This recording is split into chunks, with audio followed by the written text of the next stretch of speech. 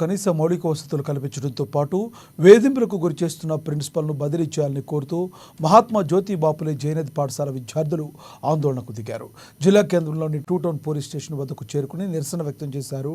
తాము పాఠశాలలో ఉండలేకపోతున్నామని వారు ఆవేదన వ్యక్తం చేశారు. మహాత్మా జ్యోతి బాపులే పాఠశాలలో సరైన వసతులు లేవని, చాలా ఇబ్బందులు పడుతున్నామని తెలిపారు.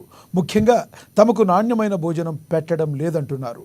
ఇదే విషయమై ప్రిన్సిపల్ మేడంను అడిగితే సమాధానం చెప్పకుండా తమపైనే విరుచుకుపడుతున్నారని అంటున్నారు. తనని నిలదీస్తారా అంటూ ఆగ్రహిస్తున్నారంటున్నారు. ఉన్నతాధికారులు కలగజేసుకుని పాఠశాలలో కనీస సౌకర్యాలు మెరుగుపరచాలని, ఇబ్బందులకు గురి చేస్తున్న ప్రిన్సిపల్ను తొలగించి న్యాయం చేయాలని కోరుతున్నారు.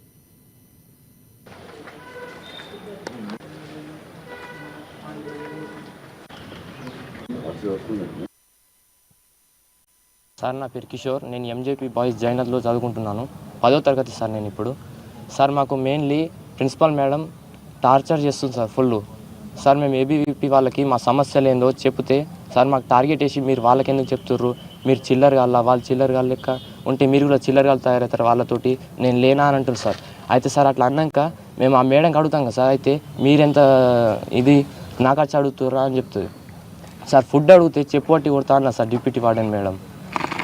సార్ మళ్ళీ ఇప్పుడు సార్ 10th బోర్డులో ఎగ్జామ్లో టీసీ మీద మరియు బోనఫైడ్ మీద సార్ బ్యాడ్ కండక్టర్ అని రాస్తా అన్నారు సార్. బోనఫైడ్లో మొత్తం రాస్తే సార్ మా లైఫ్ స్పాన్ కాదు సార్. సార్ సమస్యలు అంటే కరెంటు, ఫుడ్డు, ఇవన్నీ ప్రాబ్లమ్సే ఉన్నాయి సార్. మెయిన్ ప్రాబ్లం అంటే మేడమే సార్, సంగీత మేడం డిమాండ్ సార్. ఆమె వెళ్ళిపోవాలి సార్, ఆమె ట్రాన్స్ఫర్ చేసేయాలా అంతే సార్. సార్ మేము 3కి వచ్చినాం, మార్నింగ్ 3కి లేచి సార్ మేము నడుచుకుంటా బై వాకే వచ్చినాం సార్. అవును సార్, గోడ దొంకి 46 మెంబర్స్ అందరం వచ్చినాం సార్.